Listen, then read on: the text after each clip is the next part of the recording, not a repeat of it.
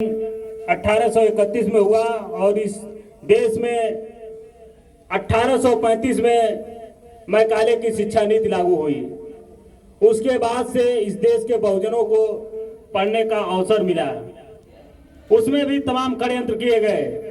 एक जगह मैंने पढ़ा, उसमें लिखा हुआ था माननीय मंत्री जी कि उस समय जब बहुजनों को अधिकार दिया अंग्रेजों ने पढ़ने का, तो इस देश के निवासी ही जिन पर शिक्षा का आधिपत्य था, एकाधिकार था, वो लोग अपने बच्चों को उन स्कूलों से निकाल लिए।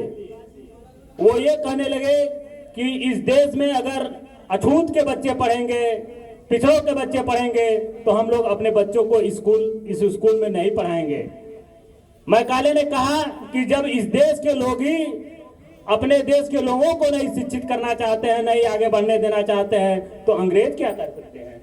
अंग्रेज कुछ नहीं कर सकते हैं। उसके बाद एक कमेटी बनी 1885 में, W हंटर आयोग कहा गया जिसको। उसने कहा कि हमारे पास इतनी फोर्स नहीं है कि जब बहुजन के बच्चे पढ़ने जाते हैं तो लोग अत्याचार करते हैं, तो हम कहां किन किन स्कूलों में लगाएंगे अपनी फोर्सों को। उसने कहा बहुजनों के लिए, दलितों के लिए, पिछड़ों के लिए अलग से स्कूल की स्थापना किया जाए, अलग से स्कूलों की स्थापना हुई। तो इस तरह से षड्यंत्र किए गए और आज भी अनवरत जारी है। आज भी नहीं पढ़ने दिया जा रहा है उनको। ये कोशिश की जा रही है कि वो लोग नौकरियों में ना आए, वो पढ़ने ना पाए। तो चूंकि आज शिक्षा की बात हो रही है, बाबूजी की बात हो रही है, आदरणीय श्री स्मृति से हीरालाल धरकाड़ जी की, सावित्रीबाई फुले की बात हो रही है, महिला शक्ति की, तो मैं आग्रह करूंगा कि बाबूजी की पुत्री, जिन्होंने बाबूजी के साथ समय बिताया, बचपन अपना बाबूजी की गोद में बिताया, बड़ी हुई बाबूजी के साथ में, उनसे आग्रह करूंगा पूनम से कि वो आए और दो शब्द कहें। आइए, पिछली बार भी बोला था बहन पूनम ने, आप इस बार भी बोलिए। आइए दो शब्द कहिए। पूनम आओ बहन, आओ। आप सभी को नमो बुद्धाय।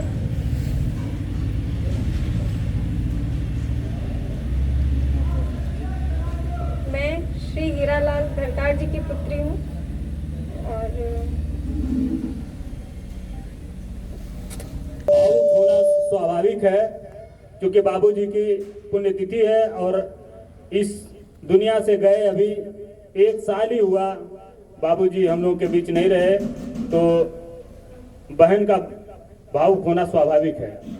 अब कार्यक्रम के इस कड़ी में मैं आग्रह करूंगा, रंजीत भाई कहाँ गए? बुलाइए। सो रहे हैं। रंजीत भाई हम लोगों के बीच में हैं, उनसे भी आग्रह करूंगा।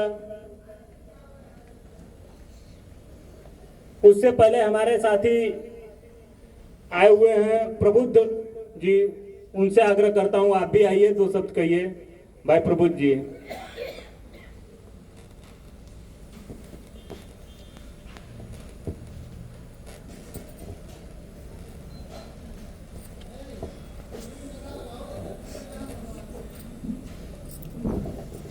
आज श्री हीरालाल धरकाड़ जी की स्मृति से इस कार्यक्रम में आए हुए सभी प्रबुद्ध जनों और मंच पर आसीन सभी सम्मानित जनों को मेरा सादर जय भीम, नमो बुद्धाय।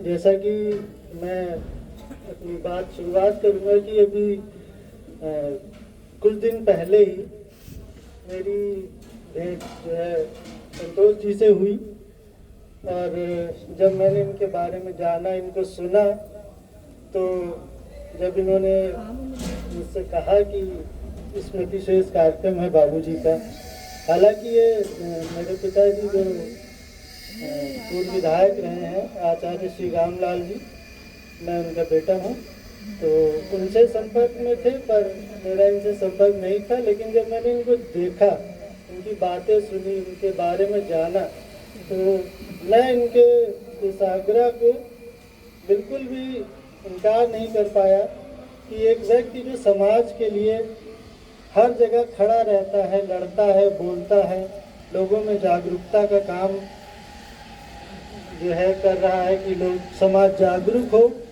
ऐसे लोगों के साथ जुड़ना मेरे लिए भी एक खुशी और सौभाग्य की बात है कि ऐसे लोगों के साथ जुड़ा हूँ। और जो है आज जितना इन्होंने मुझे बताया बाबूजी के बारे में और जितना मैं यहाँ पढ़ पा रहा हूँ, जो उनकी शैक्षिक योग्यताएं यहाँ पर लिखी हुई हैं कि बीए अंग्रेजी थे और इतनी भाषाओं का उन्हें ज्ञान था, तो ये बताता है कि वो शिक्षा को लेकर कितने जागरूक थे। भाई इस हमारे समाज को सबसे पहले जिस चीज़ से रोका गया वो थी शिक्षा, कि इनकी शिक्षा बंद कर दीजिए, उससे सारे रास्ते इनके बंद हो जाएंगे। जब आदमी शिक्षित होगा, जानेगा, तो वो अपनी समस्याओं से, अपने कष्टों से दूर होने का रास्ता खुद ढूंढ लेगा। इसीलिए जो मनुवादी ताकतें थी उन्होंने कहा इनकी शिक्षा बंद कर दो, इनको केवल जो है इस तरह से इनको समाज में लेकर चलो कि ये बस। तो जैसे बाबूजी का देख रहा हूँ, अंग्रेजी का ज्ञान, हिंदी, मराठी, बांग्ला, यानी आप इतनी भाषाएं जानेंगे तो आप दुनिया की उन भाषाओं में लिखे कितनी बातें जानेंगे कि दुनिया में क्या क्या कहा गया। तो शिक्षा, और आज इनके स्मृति शेष वाले बताने का मौका मिल रहा है कि उन्होंने समाज के लिए क्या किया, कि हमारे जो है क्या उन्होंने कष्ट नहीं सहे। जब ज्योतिबा राव फुले जी ने उनको आगे बढ़ाया तो वो वहीं रुकी नहीं। उन्होंने कहा जब समाज का आधा हिस्सा जो स्त्रियां हैं, जब वो जागरूक होंगी, एक आपका शरीर का आधा अंग काम करे और आधा ना करे, तो आप जो है कोई लड़ाई नहीं लड़ पाएंगे। उसी तरह एक समाज है, समाज का अगर आधा हिस्सा भी तरक्की नहीं कर सकता। इस बात को परिलक्षित होते हुए देखते हैं। उन्होंने कोई, जैसे उनको समाज में प्रचारित किया गया कि वो दलितों के मसीहा हैं, वो पूरे देश के हर एक नागरिक के मसीहा हैं। उन्होंने जो संविधान दिया वो किसी वर्ग, जाति, धर्म विशेष को नहीं दिया, सभी को दिया। और उसके लिए महिलाओं को तो खास तौर पे उनका सम्मान, उनका ऋणी होना चाहिए